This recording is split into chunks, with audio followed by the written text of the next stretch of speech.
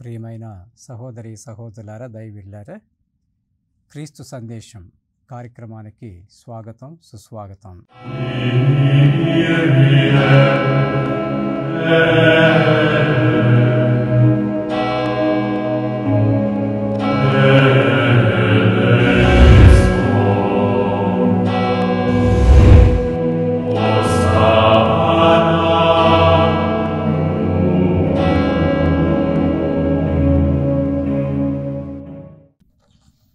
ప్రియమైన సహోదరి సహోదరులారా, దైవజనులారా,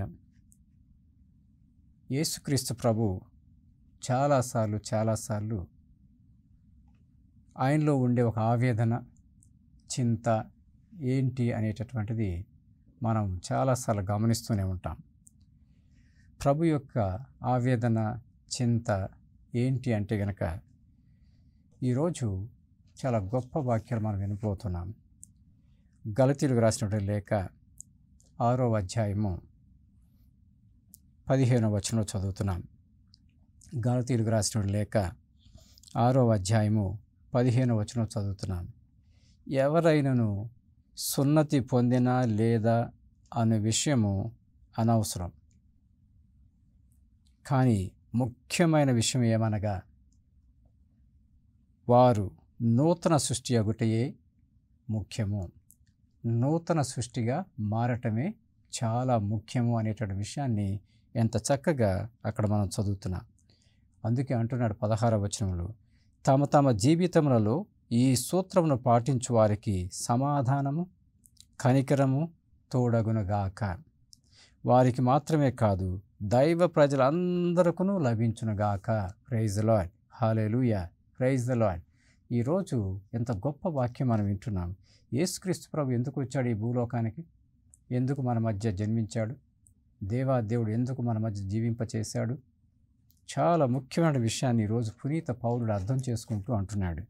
ఎవరైనాను సున్నతి పొందినా లేదా అనే విషయాలు, తగాదలు, గొడవలు ఇవన్నీ అనవసరం. ముఖ్యమైన విషయం ఏంటంటే గనక ఏమనగా వారు, నువ్వు, నేను, మనమందరం కూడా నూతన సృష్టిగా మారటమే, నూతన సృష్టి అగుటయే అంటూ పునీత పౌలుడు చెప్తూ, తమ తమ జీవితములలో ఈ సూత్రమును పాటించు వారికి సమాధానము, కనికరము తోడగునుగాక. వారికి మాత్రమే కాదు, దైవ ప్రజలందరికీ లభించునుగాక. హల్లెలూయా, ప్రైజ్ ద లార్డ్. ప్రియమైన సహోదరి సహోదరుల, దైవజనులారా, ఈరోజు సువిశేషంలో కూడా చాలా గొప్ప విషయాలు వింటూ ఉంటాం.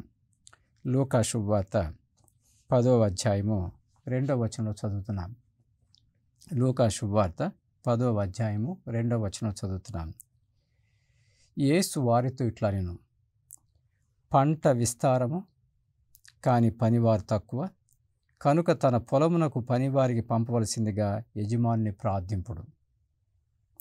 మీరు పొండు, ఇదిగో తోడేళ్ల మధ్యకు గొర్రె పిల్లల వలె మేము పంపుచున్నాను.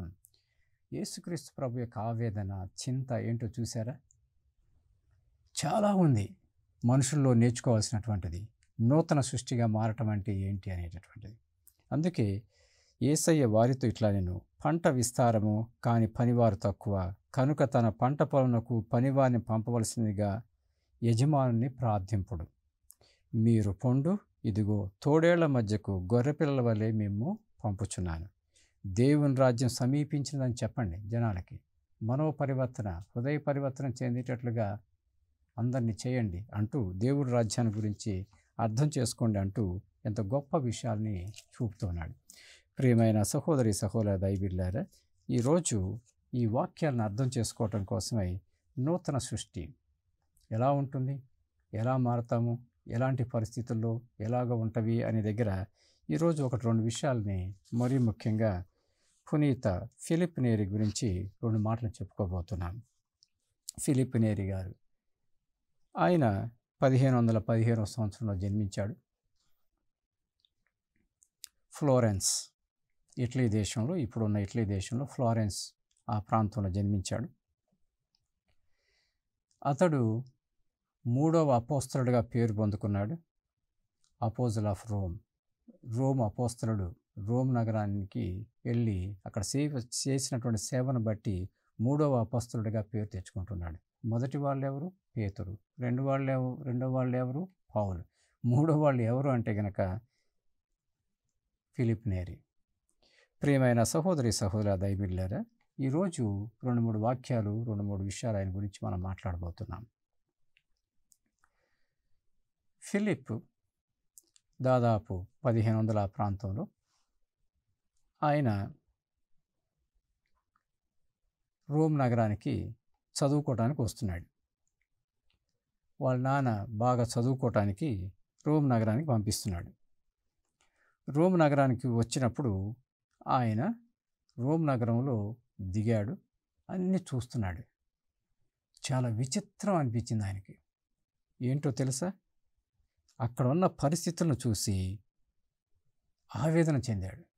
ఏంటి అంటే గనక దాదాపు 1527వ సంవత్సరం ఆ ప్రాంతంలో జర్మన్స్, ఆ బర్బేరియన్స్ అని అది ఇది అంటూ ఉంటారు. ఆ రోజుల్లో రోమ్ నగరం, రోమ సామ్రాజ్యం పడిపోయింది, దాదాపు చాలా వరకు పోయింది. ఈ బర్బేరియన్స్ లాంటి వాళ్ళు వచ్చి కొల్లగొట్టడం, ఆస్తులను కొల్లగొట్టడం, కబళించటం, దొంగతనాలు, దోపిడీలు, క్రూరత్వాలు ఇవన్నీ జరుగుతూ ఉన్నాయి. అలాంటి సమయాల్లో రోమ్ నగరం దాదాపుగా శిథిలావస్థకు చేరింది. శిథిలావస్థలో ఉంది. దాదాపు సువార్తను ప్రకటించే వాళ్ళు లేరు. అక్కడున్న కొద్దిమంది ఫాదర్స్ కానీ వాళ్ళు కానీ వీళ్ళని కానీ దిగజారిపోయి ఏమంటారు, ఇక తట్టుకోలేక ఇక బయటకు వస్తే ఏమవుతుందో, లోపల ఉంటే ఏమవుతుంది అనేటటువంటి ఆందోళనతో ఏదైనా కానివ్వండి, ఉన్న కొద్దిమంది ప్రీస్టులు, గురువులు కూడా సువార్తను ప్రకటించడంలో వెనకబాటుతనం కనపడుతుంది. ఎక్కడ చూసినా శిథిలమైపోయినటువంటి పరిస్థితులు కనపడుతున్నాయి. అలాంటి రోజుల్లో ఫిలిప్ నేరి అక్కడికి వెళ్ళాడు. ఒక సాధారణమైనటువంటి యువకుడుగా అక్కడికి వెళ్ళాడు. చదువుకోవడానికి వెళ్ళాడు. బాగా చదువుకొని తిరిగి వాళ్ళ దేశానికి వెళ్ళి మంచి ఉద్యోగం తెచ్చుకోవడానికి తపనలో ఉన్నటువంటి ఆయన అక్కడికి వచ్చి అవన్నీ చూసి విస్తుపోయాడు. ఇంటి దగ్గర వాళ్ళ అమ్మ వాళ్ళు, నాన్న వాళ్ళు, కుటుంబంలో చర్చికి పోవటం అంటే ఏంటి, అంటే దేవుడు అంటే ఏంటి అని చాలా విషయాలు నేర్చుకున్నటువంటి ఆ బిడ్డ అక్కడికి వచ్చిన తర్వాత రోమ్ నగరంలో కనపడుతున్న విషయాలను చూసి ఆందోళన పడిపోయాడు. ఇక ఫిలిప్ మోకరించి ప్రార్థన చేయటం మొదలుపెట్టాడు. దేవా, ఏం జరుగుతుంది ఇక్కడ? మా నాన్న వాళ్ళు రోమ్ నగరం, విద్య, సంస్కృతి, అది ఇది అని ఎన్నెన్నో గొప్ప గొప్ప విషయాలు చెప్పారు. ఇక్కడికి వస్తే మొత్తం శిథిలావస్థలో పడిపోయి ఉన్నాయి. ఎక్కడ చూసినా దోపిడీలు, ఎక్కడ చూసినా కానీ కొల్లగొట్టుకోవటాలు ఇవే సరిపోతూ ఉన్నాయి. ఏంటి అనేటటువంటిది ప్రార్థన చేయటం మొదలుపెట్టాడు. ఇక ఆయన స్పిరిచువల్ డైరెక్టర్, ఆధ్యాత్మిక గురువు దగ్గర కూడా వెళ్ళి తనలో ఉన్న ఆవేదన చెప్పుకుంటా ఉన్నాడు. ఏంటి ఫాదర్ ఇట్లాగా, ఏంటిది ఇది, ఏంటి అది అని, ఇట్లాంటి దీనమైన స్థితి ఏంటి అనేటటువంటిది గురించి మాట్లాడుతున్నాడు. ప్రియమైన సహోదరి దైవబిడ్డలారా, ఆ రోజుల్లోనే ఫ్రాన్సిస్ జేవియర్ ఇండియాలో పనిచేస్తున్నాడు. ఇండియాలో పరిచర్య చేస్తున్నాడు. ఎన్నెన్నో ఉత్తరాలు రోమ్ నగరానికి వస్తున్నాయి. చాలామంది బ్యాప్టిజం పొందుకుంటున్నారని, చాలామంది మారు మనసు పొందుకుంటున్నారని ఇటువంటి వార్తలు చాలా వినపడుతున్నాయి. అది విని ఫిలిప్ నేరి బాగా ప్రార్థన చేసి, నేను కూడా అక్కడికి పోతే బాగుండేమో, దేవుడి సేవ చేయొచ్చేమో అనుకుంటూ ఆధ్యాత్మిక గురువు దగ్గరికి వెళ్దాం కదా అని ఆధ్యాత్మిక గురువు దగ్గరికి వెళ్ళాడు. ఆధ్యాత్మిక గురువు దగ్గరికి వెళ్తే ఆ ఆధ్యాత్మిక గురువు చాలా గొప్ప వాక్యాన్ని అంటున్నాడు. నీ ఆలోచనలు బాగున్నాయి, సేవ చేయాలని తపన నీకున్నది, పరిచర్య చేయాలని తపన నీలో ఉంది, చాలా మంచిది, అది వెరీ గుడ్. అయితే నేను అనుకుంటున్నాను, ఒక విషయాన్ని అర్థం చేసుకో. Rome is your India. రోమే నీ భారతదేశం అనుకో. నువ్వు భారతదేశానికి వెళ్ళాలనుకుంటున్నావు కదా, ఫ్రాన్సిస్ జేవియర్ లాగా అక్కడ ఉండి పనిచేయాలనుకుంటున్నావు కదా, అదే పని ఇక్కడ రోమ్ నగరంలో చెయ్యి అంటున్నాడు. ఆ మాట చూసారా? రోమ్ ఈజ్ యువర్ ఇండియా, రోమే నీ భారతదేశం అనుకో అంటున్నాడు. ప్రైజ్ ది లార్డ్, హల్లెలూయా. నాకు బాగా నచ్చినటువంటి పదం అది, భారతదేశం అనే పేరు ఆడ రావటం. Right. So Rome is your India, రోమే నీ భారతదేశం అనుకో అంటూ ఇక్కడ సేవ చేయటం మొదలుపెట్టు అంటున్నాడు. ప్రియమైన సహోదరి సహోదర దైవిడ్లారా, ఇక ఆ రోజు నుంచి ఫిలిప్ నేరి చిన్న చిన్నగా ఒక లేమ్యాన్ అంటే సాధారణమైనటువంటి వ్యక్తిగా, ఆ తర్వాత గురువు అవ్వటం అంటే చాలా ముఖ్యం అని చెప్పి ఎలా గురువు అవుతున్నాడు, గురువుగా మారుతున్నాడు, గురు పట్టాభిషేకం పొందుకుంటున్నాడు. ప్రియమైన సహోదరి సహోదర దైవిడ్లారా, ఈరోజు మనం చెప్పుకుంటున్నటువంటి మాటల్లో స్ట్రీట్స్లోకి, వీధుల్లోకి వెళ్ళి, యువకుల దగ్గరికి వెళ్ళి చాలా జనాల ముందు చిరునవ్వుతో నిలబడి, ఎప్పుడు మొదలు పెడదాం మంచిని చేయటం,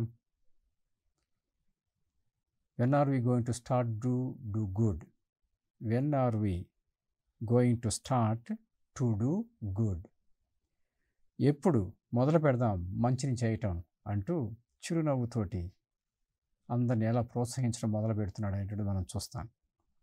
ప్రియమైన సహోదరి సహోదర దైవిడ్లారా, చిన్న చిన్నగా ఆయన యొక్క ప్రభావం, ఫిలిప్ నేరి యొక్క ప్రభావం ప్రజల మీద ఎంతగా వెళ్తుందంటే కనుక, ఈయనేదో కొత్తగా ఉన్నాడు, డిఫరెంట్గా ఉన్నాడు, వేరుగా ఉన్నాడు, ఈయన చెప్పే మాటలు అర్థం ఉన్నది, అందులో శక్తి ఉన్నది అనేటటువంటిది జనాలు చిన్నగా అర్థం చేసుకోవడం మొదలు పెడుతున్నారు. ప్రియమైన సహోదరి సహోదర దైవిడ్లారా, ఫిలిప్ నేరి రోమ్ నగరంలో ఉన్నప్పుడు చాలా చర్చెస్ ఉన్నాయి అక్కడ. అన్ని చర్చిలకి ఈరోజు రేపో ఎల్లుండో వెళ్తూనే ఉంటాడు. వెళ్తూ ప్రార్థన చేసేటటువంటి వాడు ప్రతి చర్చిలో కూడా, దేవా ఏం జరుగుతుంది రోమ్ నగరానికి, ఏం చేయాలి ఇక్కడ అనేటటువంటి ప్రార్థనలో ఉంటుండేవాడు. ఒకసారి ఫిలిప్ నేరి పెంతెకోస్తు పండగ రోజున, పవిత్రాత్మ రాకడ 50వ రోజు, మనందరికీ తెలుసు క్రీస్తు ప్రభు ఉత్థానం అయిన తర్వాత 50 రోజు పెంతెకోస్తు పండుగ ఉంటుందని, పవిత్రాత్మ దిగి రావటం. ఆ పండగ రోజు సెయింట్ సెబాస్టియన్ చర్చిలో ఉండి మోకరించి దీర్ఘంగా ప్రార్థన చేస్తున్నాడు. దీర్ఘంగా, దేవా నీ పవిత్రాత్మ వరాలు నాకు చాలా ముఖ్యం, నీ పవిత్రాత్మ వరాలు నాకు చాలా ముఖ్యం. ఆ రోజుల్లో యేసుక్రీస్తు ప్రభు పంపినటువంటి ఆ పవిత్రాత్మ ఈ రోజుల్లో కూడా మమ్మల్ని నడిపించాలనేటటువంటిది ప్రార్థన చేస్తూ ఉన్నాడు. తీవ్రంగా ప్రార్థన చేస్తున్నాడు. చేస్తూ ఉండగా స్మాల్ బాల్ ఆఫ్ ఫైర్, చిన్న మండుచున్న బంతి లాంటి నిప్పు, చిన్న మండుచున్న బంతి లాంటి నిప్పు ఆకాశంలోంచి వచ్చి ఆయన నోటి ద్వారా చిన్నగా లోపలికి వెళ్ళిపోయి గుండెలోకి వెళ్ళిపోతుందంట. నోట్లోనికి వచ్చి చిన్నగా గుండె దగ్గరికి వచ్చేసిందంట. గుండె లబ్డబ్ అని కొట్టుకునేది, వేగం పెరిగింది, వాసిపోయినట్టు ఉన్నది. ఆ ప్రేమ, ఆ వరాలు, ఇక ఆయన కింద పడి దొర్లుతూ, దేవా ఎంత ప్రేమ, ఎన్ని వరాలు, ఇక చాలు నాకు చాలు నాకు చాలు అంటూ నేలపైన ఆయన పొర్లుతూ ప్రభుకు ప్రార్థన చేస్తూ ఉన్నాడంట.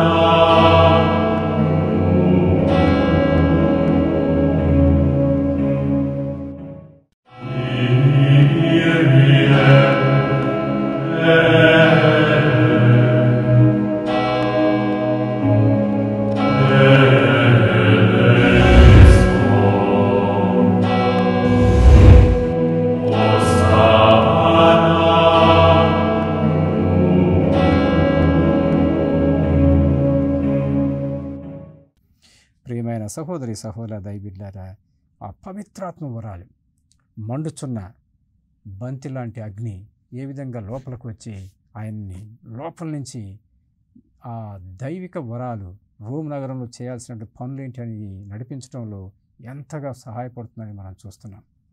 చిన్నగా 2 విషయాలు ఆయనలో కనపడుతూ ఉంటాయి. ఒకటి, మనిషి ఎప్పుడు చూసినా కానీ ఆ రోజు నుంచి కొద్దిగా వేడిగా ఉంటాడు. మనందరికీ తెలుసు, రోమ్ నగరంలో చలికాలం వచ్చిందంటే ఇక్కడ మంచు పడుతూ ఉంటుంది, చల్లగా ఉంటుంది, ఇక అసలు ఆ చలి తట్టుకోలేము, ఇక అవి ఇవి కప్పుకోవాలి మనం.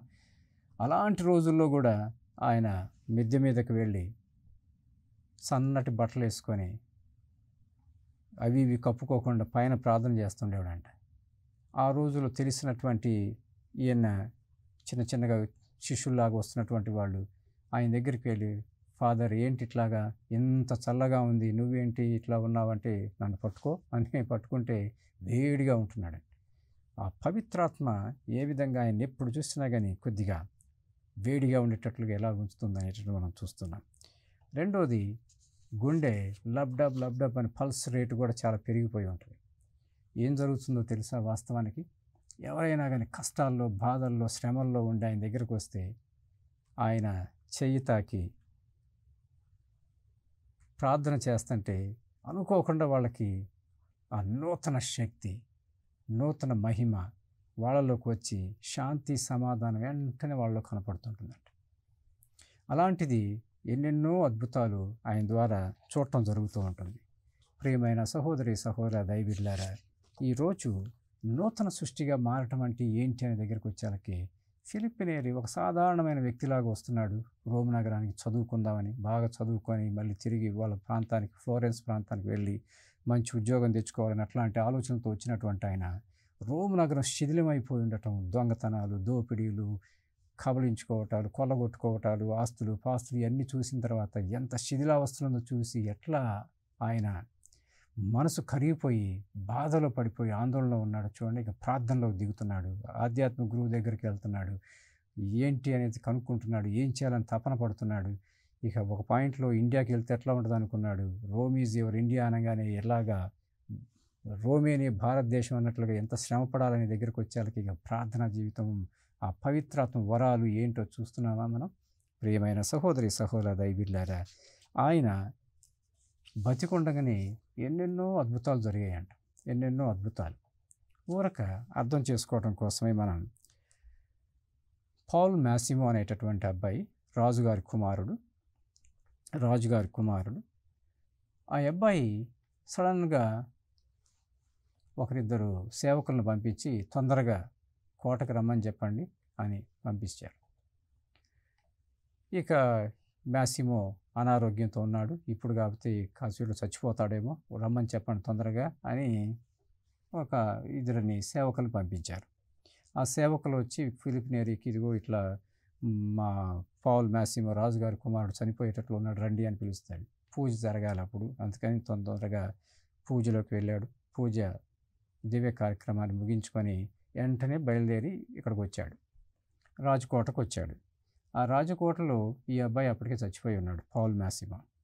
చచ్చిపోయి ఉండగానే అందరూ కూడా ఏడుస్తూ ఉన్నారు, పెడబొబ్బలు పెడుతున్నారు. ఇక ఫిలిప్ నేరి రాగానే, ఫాదర్ మీకోసమే అబ్బాయి వెయిట్ చేస్తున్నాడు, పాప సంగీతం చేయాలంట, అందుకని మిమ్మల్ని పిలిపించుకున్నాడు అది ఇది అనగానే అందరినీ బయటికి పంపించేసి తీర్థాలు ఆయన పైన చల్లి ప్రార్థన చేశాడంట. పౌల్ మాసిమో కళ్ళు తెరిచి, ఫాదర్ మీకోసం ఎదురు చూస్తున్నాను, నేను పాప సంకీర్తనం చేయాలనుకున్నాను, 1-2 పాపాలు మిగిలిపోయి ఉన్నాయి నాలో, ఆ పాపాలు నేను పాప సంకీర్తనం చేస్తాను అని చెప్పగానే ఇక అక్కడ ఉన్న వాళ్ళందరూ విస్తుపోయి చూస్తున్నారు. అందరిని బయటికి పంపించేసి పాప సంకీర్తనం విన్నాడు. అడుగుతున్నాడు, పౌల్ మాసిమో నువ్వు స్వర్గంలో ఉండాలనుకుంటున్నావా, ఇక్కడ ఉండాలనుకుంటున్నావా అని అడిగితే, నేనంటే నేను స్వర్గానికి వెళ్ళాలి, చాలా బాగుంది అక్కడ, అబ్బో అబ్బో అని చెప్తా ఉంటే ఇక ప్రార్థన చేసి ఆయన కళ్ళు మూసి చనిపోయాడంట. ఇది చూసి జనాలందరూ కూడా, చుట్టుపక్కల ఉన్న జనాలందరూ కూడా, రాజకోటలో ఉన్న వాళ్ళు ఇక చూడండి ఎట్లా ఉన్నాయో పరిస్థితులు అనేవి మనం చూస్తున్నాం. ఎంతగా విశ్వాసంలోని జనాలు ఎదుగుతున్నారని మనం చూస్తున్నాం. ప్రియమైన సహోదరి సహోదర దైవజనులారా, ఈరోజు మన అందరం కూడా గొప్ప విషయాలు, నూతన సృష్టిగా మారటం అనే దాని గురించి మనం వింటున్నాం. ఆ నూతన సృష్టిగా మారటం అనేటటువంటి విషయాన్ని పౌలు గారు ఎంత చక్కగా అంటున్నాడు, ఎంత చక్కగా ప్రబోధిస్తున్నాడు. మీరు జీవితాలని అర్థం చేసుకోండి అంటూ ఎంత చక్కగా అంటున్నాడు. ఎవరైనా సున్నతి పొందినా లేదా అనే విషయం అనవసరం. అది ముఖ్యమైన విషయం ఏంటంటే గనక, మీరు నూతన సృష్టిగా మారుతున్నారా లేదా, ఆ దేవుడి యొక్క దీవెనకరమైన జీవితం ఎలాంటిదో చూసారా లేదా, అలాంటి జీవితంలోకి రావటం మొదలు పెట్టండి. 16వ వచనంలో, గలతీయులకు రాసిన 6వ అధ్యాయం 16వ వచనం ఎంత చక్కగా చెప్తున్నాడు. తమ జీవితములలో ఈ సూత్రమును పాటించు వారికి సమాధానము కనికరము తోడగునుగాక. వారికి మాత్రమే కాదు దైవ ప్రజలందరికీ లభించునుగాక అని ఎంత గొప్ప వాక్యాన్ని చెప్తున్నాడు. ప్రియమైన సహోదరి సహోదర దైవబిడ్డలారా, ఈరోజు ఇంకా గొప్ప విషయం ఏంటో తెలుసా? మనందరం కూడా బాగా అర్థం చేసుకొని జీవితంలో ఆశయంగా పెట్టుకోవాల్సింది ఏదైనా ఉన్నదంటే కనుక చాలా గొప్ప విషయం ఈ జీవితంలో ఏంటో తెలుసా? ఫిలిప్ నేరి భారతదేశాన్ని ఫ్రాన్సిస్ జేవియర్ అక్కడ ఎంతోమందికి వాక్యాన్ని ప్రబోధిస్తూ బ్యాప్టిజంలు ఇస్తూ ఎంతోమంది దేవుళ్ళలోనికి వస్తున్నారని చెప్తే ఈయన కూడా వెళ్ళాలనుకున్నాడు, చూసారా? కానీ అక్కడ ఆధ్యాత్మిక గురువు రోమేని భారతదేశం అనుకొని ఇక్కడ సేవ చేయన్నారు. ఇక్కడ జరుగుతున్న ముఖ్య విషయం ఏంటో తెలుసా? ఫిలిప్ నేరి 1595 సంవత్సరం మే 25వ తారీఖున మరణిస్తాడు. 1595 మే 25వ తారీఖున చనిపోతాడు. ఇప్పటికీ కూడా ఆయన శరీరము కృషించిపోకుండా, నశించిపోకుండా, కుళ్ళిపోకుండా అట్లానే ఉంది రోమ్ నగరంలో. ప్రైజ్ ది లార్డ్, హల్లెలూయా. గట్టిగా చప్పట్లు కొట్టి దేవాదేవుని స్తోత్రాలు తెలియజేసుకుందాం. నూతన సృష్టి, దేవుడి యొక్క దీవెనలు, ఆ నూతన సృష్టి అనేటటువంటి దీవెనకరమైన జీవితం ఎలా ఉంటుందనే దగ్గర ఈరోజు ఫిలిప్ నేరి ఎంత గొప్పగా ఆదర్శంగా ఉంటున్నాడో చూసారా? ఆయన 1595 సంవత్సరంలో మరణిస్తే ఇప్పటికి కూడా ఆయన శరీరం కుళ్ళిపోకుండా, కుషించిపోకుండా అలాగనే ఉంది. మనకి ఇక్కడ కూడా తెలుసు, భారతదేశంలో ఫ్రాన్సిస్ జేవియర్ గారి శరీరము కుళ్ళిపోకుండా, నశించిపోకుండా అట్లాగనే ఉంది. ఆయన కూడా దాదాపు 6 సంవత్సరాలు చనిపోయాడు. ఇక్కడ ఫ్రాన్సిస్ జేవియర్ భారతదేశంలో, అక్కడ రోమ్ నగరంలో ఫిలిప్ నేరి, వీళ్ళిద్దరు శరీరాలు చూసారా? చనిపోయినా కానీ మామూలుగా 2-3 రోజుల్లో కుళ్ళిపోతాయి. వీళ్ళ శరీరాలు చూసారు, వందల సంవత్సరాలు అలాగనే ఉన్నాయి. ఈరోజు ప్రియమైన సహోదరి సహోదర దైవబిడ్డలారా, మనందరం కూడా నేర్చుకుంటున్నటువంటి గొప్ప సత్యాన్ని దేవుడు కొంతమంది పునీతుల ద్వారా మనందరినీ కూడా మేల్కోండి. ఇంకా దేవుడు ఇస్తున్నటువంటి నిత్య జీవం అనేది ఎలా ఉంటుందో తెలుసుకోండి అనే దగ్గర ఎంత గొప్పగా దేవుడు నడిపించాలని తపన పడుతున్నాడో చూడండి అనే విషయాన్ని ఈరోజు గుర్తు చేస్తున్నాడు. అందుకని పునీత పౌలుడు ఎంత చక్కగా అంటున్నాడు, గలతీయులకు రాసిన లేఖ 6వ అధ్యాయం 14వ వచనంలో, నా మటుకు నేను వేరుగా కాక మన ప్రభువు యేసుక్రీస్తు యొక్క సిలువను గురించి మాత్రమే గొప్పగా చెప్పుకొందును. ఏలైనా ఆయన సిలువ మూలమునని నాకు ఈ లోకమును, నేను ఈ లోకమునకును సిలువ వేయబడితిని అంటూ ఈ నూతన జీవితం అనేటటువంటి అర్థం చేసుకోండి. యేసుక్రీస్తు ప్రభు ఎందుకు వచ్చాడు మన మధ్యకి, ఎందుకు అలాగా త్యాగంతో తన జీవితాన్ని సిలువ పైన మరణించేటట్లుగా మనం ఆయన్ని మరణించేటట్లు చేసి ఆ తర్వాత ఏం జరిగిందనే విషయాల దగ్గర పునరుత్థానమై ఏ విధంగా ప్రభువు నిత్య జీవాన్ని చూపిస్తున్నాడో అలాంటి నూతన జీవితం రావటం అనేటటువంటి ఎంత ముఖ్యం నేర్చుకోండి అంటున్నాడు. నా మటుకు నేను వేరుగా కాక మన ప్రభువు యేసుక్రీస్తు యొక్క సిలువను గురించి మాత్రమే గొప్పగా చెప్పుకుందును. ఎవరైనా సున్నతి పొందినా లేదా అనే విషయం కాదు, యూదులు మీరు మనము కొట్టుకోవటాలు కాదు. అవసరమైనటువంటి ముఖ్యమైన విషయం ఏదైనా ఉన్నదంటే కనుక మనము క్రీస్తు ప్రభునందు నూతన సృష్టిగా మారటము. ఆ నూతన సృష్టి అనేటువంటిది ఏంటి అనే దగ్గర ఈరోజు ఫిలిప్ నేరి ఎంత గొప్పగా చూపిస్తున్నాడు మనకి.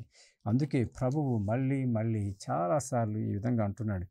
ఆయన యేసయ్య వారితో ఇట్లా, నేను పంట విస్తారము కాని పనివారు తక్కువ, కనుక తన పంట పొలమునకు పనివారిని పంపవలసిందిగా యజమాని ప్రార్థింపుడు. మీరు పొండు, ఇదిగో తోడేళ్ల మధ్యకు గొర్రె పిల్లల వల్ల మేము పంపుచున్నాను. మీరు అనేకమైన విషయాలు చెప్పడం మొదలు పెడతారు. ప్రజలు ఎంతవరకు అర్థం చేసుకుంటున్నారు అనే దగ్గర వాళ్ళు తోడేళ్ళలాగా ఉంటారేమో, అయినా భయపడబాకండి. వాళ్ళు నూతన సృష్టిలోకి రావాలి. దేవుని రాజ్యం సమీపంలో ఉందని చెప్పండి. దేవుడి యొక్క రాజ్యం యొక్క గొప్ప విలువలతో కూడుకున్న జీవితం అంటే ఏంటో తెలియచేయండి. హృదయ పరివర్తన అంటే ఏంటో తెలియచేయండి అంటూ ప్రియమైన సహోదరి సహోదరులారా, లూకా శుభవార్త 10వ అధ్యాయము 17వ వచనం చదువుతున్నాం. ఆ శిష్యులు ప్రభువు తిరిగి వచ్చి, ప్రభు మీ పేరిట పిశాచములు కూడా మాకు లోబడుచున్నవి అని చెప్పారు. 18వ వచనం చదువుతున్నాం. అందుకు యేసు, సాతాను ఆకాశం నుండి మెరుపు వలె పడుట కాంచితిని. ఇక సాతానుడు ఎలా పడిపోతున్నాడో చూడండి. మీరు నిజంగా నూతన సృష్టిలోనికి వస్తుంటే సాతాను ఏ విధంగా పడిపోతుందో చూడండి అంటూ, అందుకు యేసు, సైతాను ఆకాశం నుండి మెరుపు వలె పడుట కాంచితిని. నేను మీకు, మరీ ముఖ్యంగా 20వ వచనంలో అంటున్నాడు, దుష్ట శక్తులు మీకు వశమగుచున్నవని ఆనందింపకుడు, మీ పేర్లు పరలోకమందు వ్రాయబడి ఉన్నవని ఆనందింపుడు. ప్రైజ్ లార్డ్, హల్లెలూయా. ఈరోజు నూతన సృష్టి అంటే గనక ప్రభువునందు మనం ఎలా ఎదుగుతున్నాము, ఆయన వాక్యం ఎలా బలపడుతున్నాము, చివరికి మన యొక్క జీవితాలు ఎలాగ నూతన సృష్టిగా మారాయి, చివరిగా మన పేర్లు పరలోకమందు రాయబడి ఉన్నాయి అంటున్నాడు. చూసారా ప్రియమైన సహోదరి సహోదర దైవబిడ్డలారా, ఈరోజు మనందరం కూడా కలిసి గొప్పగా ప్రార్థన చేసుకోవాల్సినది. మనం నూతన సృష్టిగా మారటం అనే దాంట్లో దేవుడు మనకి గొప్ప అనుగ్రహాలను కుమ్మరించాలని, మనం కూడా ఉల్లాసంగా ఉత్తేజంగా అర్థం చేసుకునే శక్తిని బలాన్ని పొందుకోవాలని, మన జీవితంలోనే కాకుండా ఈ సూత్రాన్ని పాటించేవాళ్ళు ఇంకా ఎంతోమందికి సమాధానము కనికరము దేవుడి యొక్క దీవెన తోడై ఉన్నట్లుగా ప్రార్థన చేసుకుందాం. పిత పుత్ర పవిత్రాత్మ నామమున ఆమేన్.